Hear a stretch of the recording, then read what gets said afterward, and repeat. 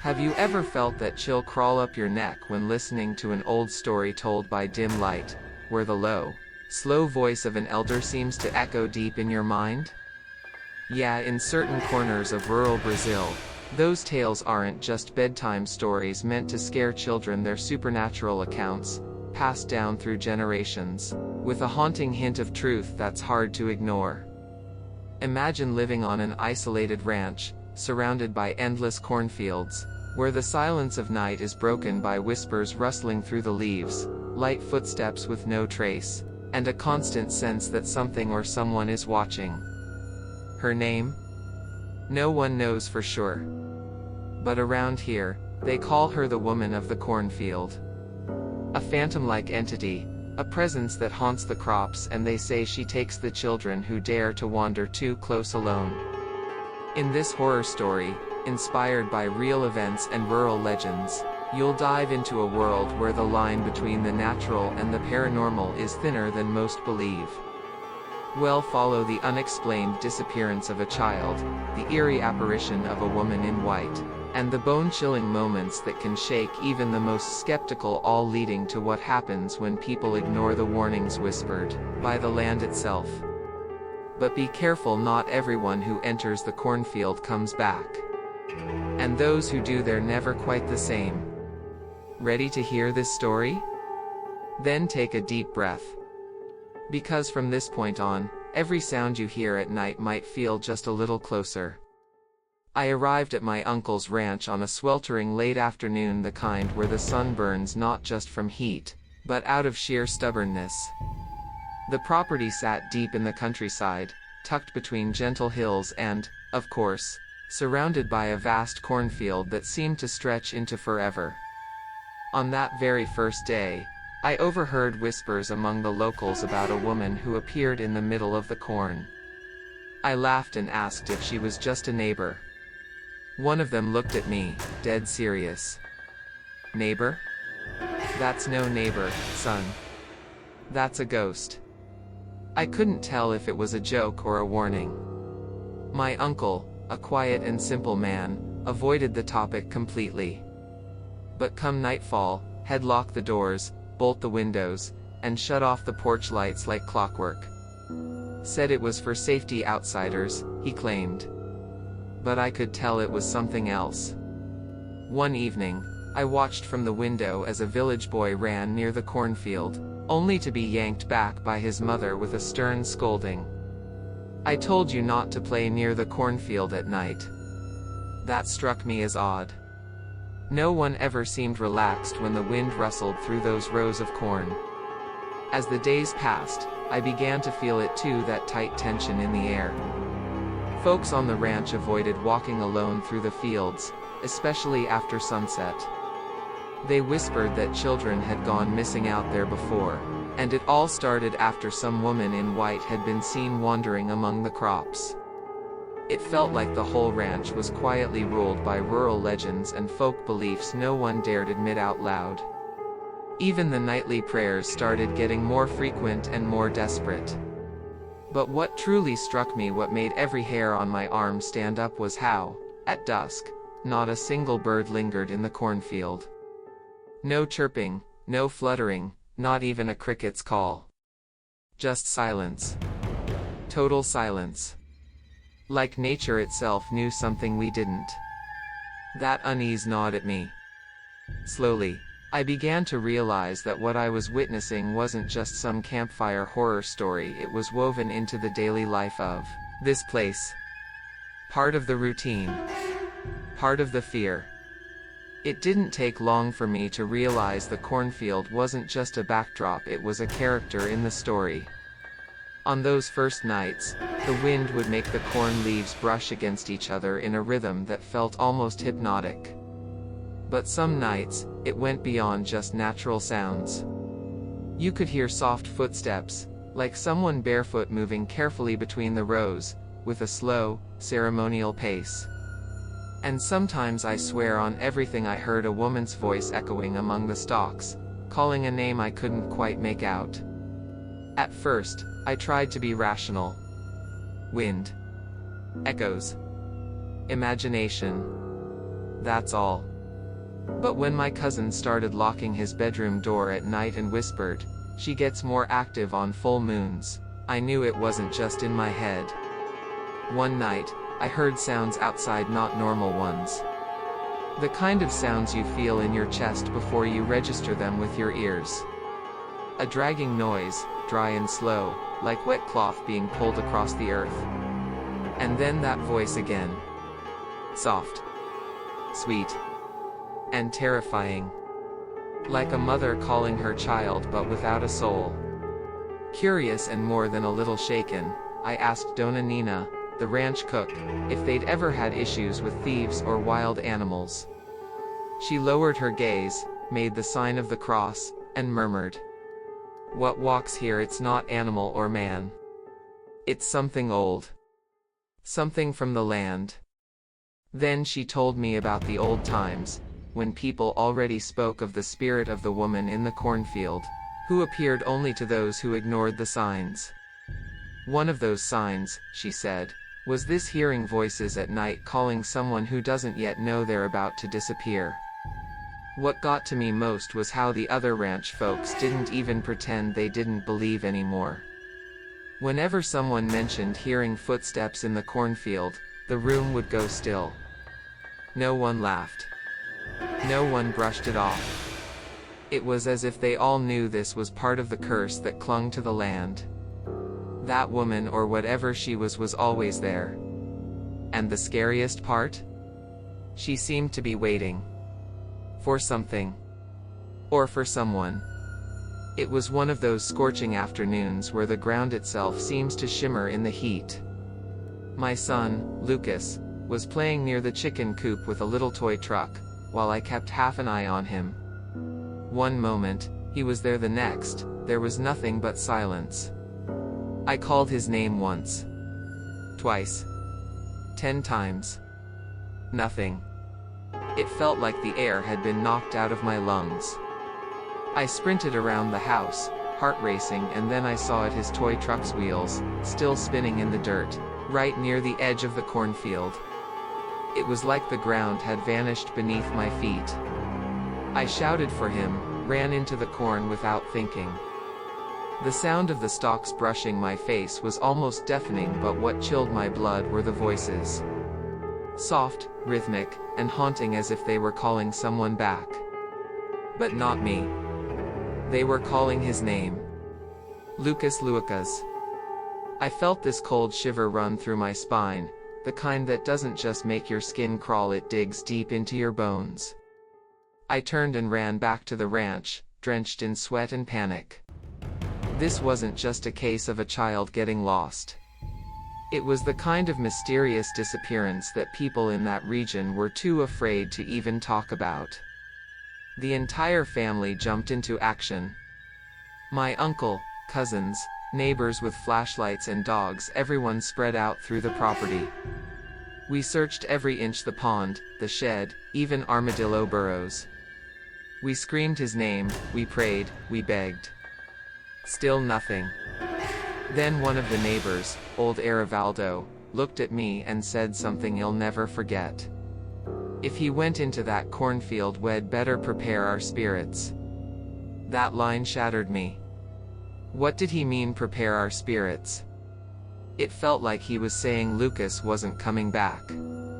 Or worse, if he did, he wouldn't be the same child I once knew. And in that moment everything clicked. The old stories. The whispers at night. The fear etched into the weathered faces of those who'd lived here their whole lives. It was as if the land had been warning me all along and I just didn't listen. That woman, the entity that haunts the cornfield, the one they say takes children, had claimed another victim. No one said it out loud, but we all felt it. The horror wasn't just folklore anymore. It was mine now. The morning after Lucas disappeared, the whole ranch was wrapped in a heavy fog of grief and dread. That's when Dona Zuleika showed up, an elderly woman from nearby who walked in wide-eyed, sweating despite the cold, and said the words no one wanted to hear. I saw her again. She spoke clearly, almost defiantly. She was there in white, standing between the stalks of corn. Her hair down, her dress torn, and those eyes empty. Like she was searching for something. No one laughed. No one rolled their eyes. Around here, when someone talked about an apparition, people listened in silence. Others started coming forward too. A little boy, maybe 7 years old, said he saw a woman crying at the edge of the cornfield, and when he tried to get closer, she vanished like smoke. A seasoned ranch hand swore he saw a female shadow in the field at 3 a.m., and that his horse froze solid in terror. The details varied slightly, but the essence was always the same. A woman. In white. In the corn. Silent as death. People began to avoid that area even during the day. But the strangest thing was what they found on the ground: bare footprints, small, thin, like a woman's, with no beginning and no end. They would appear suddenly, always heading toward the center of the cornfield, and then stop mid-row. It was as if someone was dancing in silence, following a path only they could see. The elders said she was still searching for what she'd lost, and sometimes she took what she found instead. At that point, I couldn't tell what was real anymore. But when a child vanishes and multiple people, strangers, describe the exact same thing, you stop looking for logical explanations. Out here, where words travel with the wind and tales of terror are part of daily life, logic doesn't hold much weight. What matters is what you feel. And I felt it in every bone. She was getting closer. The second day was even worse. With every passing hour, hope shrank and panic grew. We formed search teams with flashlights, ropes, dogs, even borrowed a drone from a guy in town. We scoured everything: the pond, the shed, holes in the ground. But the cornfield? It felt like it was mocking us. The deeper we went, the more lost we got. Trails vanished behind us. Our footsteps disappeared into the crunch of dry leaves. Some swore time moved differently inside, like the cornfield had a will of its own. One of the scariest moments was when my cousin Moreau's dog ran into the field and didn't come back. We called. Whistled. Waited. Nothing. Hours later, the dog returned, but something was wrong. It trembled violently, eyes wide, and let out strangled, pitiful whines, like it had seen something its instincts couldn't make sense of. That's when people started backing off. Even the skeptics, the ones who laughed at the first stories about the woman in the cornfield, went quiet. Fear doesn't care what you believe in. And that entity, she moved best in silence. That night, we were all gathered on the porch, eyes fixed on the cornfield. Someone suggested we pray aloud. So we did. And as the words floated into the night, the wind just stopped. Dead still. No leaves, no branches, not even the laundry moved. The silence dropped like a weight on our shoulders. Then we heard it. A soft voice, almost a whisper, from deep within the field. It called his name. Lucas. Just once. Then again. Like an invitation. One of the women fainted on the spot. We weren't just being startled by shadows anymore, the terror was sinking into us, from the inside out. Even then, no one wanted to give up. Lucas' mother clung to his toy truck like it was the only thing keeping her standing. My uncle paced in circles, muttering to himself. And me? I kept pretending we still had time. But deep down, I knew stories like this, the ones born from rural legend, don't usually end with happy reunions. And whether we said it aloud or not, we all felt the same thing. We weren't searching for a child anymore. We were up against a curse, an ancient entity, and no one knew how to survive it. It was on the third night, when exhaustion had sunk deep into our bones and the ranch felt soaked in grief, that old Zé Tomás, one of the oldest locals, quietly asked to speak. He sat down on a wooden bench, took a sip of strong black coffee, and said, "You're all trying to explain something that doesn't fit into modern reason. This story, it goes way back. Long before any of you set foot here."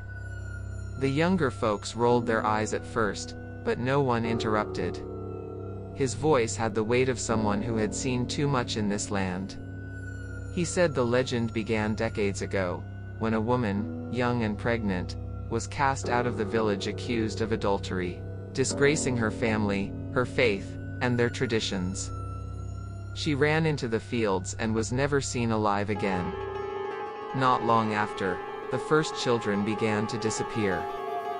The elders believed she had died in the cornfield, abandoned and alone, and that her spirit had become trapped there, still searching for the child she never got to hold. And now, she wandered, broken and enraged, drawing other children in, trying to fill the emptiness left by her own tragedy. Zay Tomas talked about people who'd tried to outsmart the spirit, leaving toys, dolls, even holding outdoor masses. But nothing ever worked. "She doesn't want prayers," he said. "She wants justice." Others believed it was a curse tied to the land, some broken promise made by the ranch's original owners. Still others whispered that the cornfield had been planted over an old indigenous burial ground, and that she was an ancient guardian, awakened by dishonor. Whatever the origin, over time, folk belief turned into collective fear. And nobody, absolutely nobody, dared challenge that fear out loud. That night, gathered around the old wood stove, with the scent of damp firewood and the crackling of distant twigs in the cornfield, it all started to make sense and somehow made everything more terrifying. This wasn't just a ghost story. It was a living legacy, rooted in silence and regret. Because when land keeps a secret for too long, it stops being just a witness, it becomes part of the curse. And out there, in that forgotten corner of the country, it felt like even the sky had stopped looking down. It was on the 5th day that everything changed. I hadn't eaten properly, couldn't sleep, and had been walking through the halls like a ghost myself. Then, early that cold Monday morning, with mist blanketing the ranch, we heard a dragging sound near the porch. We ran. And there he was, Lucas, standing still, covered in mud, clothes torn, eyes empty. He didn't cry. He didn't speak. He didn't even look at us. Just stood there, staring out at the cornfield. As if something out there still had its hold on him. As if part of him had stayed behind with her. Of course, we took him to the doctor. Physically, he was fine. Not a scratch. But it was like his soul hadn't made it back. He wouldn't respond to his name, wouldn't talk, just clutched the broken toy truck head taken with him the day he disappeared. The specialists said it was trauma, shock, selective amnesia. But I knew. We all knew. This wasn't just trauma. This was the mark of something ancient, invisible, but deeply real. The woman of the cornfield had returned him, but not whole. And the scariest part? That night, as we tried to help him sleep, Lucas whispered, barely audible, eyes open in the dark. "She's coming back." 3 words. Then silence again. Since then, we've lived with a constant, quiet fear. Because in the stories folks tell, the children she takes, they don't usually come back. And when they do, strange things start happening. Shadows where there shouldn't be any. Voices when the house is empty. Nightmares that never fade. Her presence doesn't end with the child's return sometimes, it's only just beginning. These days, when people ask me if I believe in ghost stories, I just give a crooked smile and say, depends on where you're standing. Because after everything I've seen, I've learned that some lands hold more than roots. They hold guilt. Secrets. Entities that refuse to be forgotten. So if you ever find yourself at a lonely ranch, beside a cornfield that whispers at night, Don't ignore the signs. Don't step inside. And for the love of God, don't answer if something calls your name.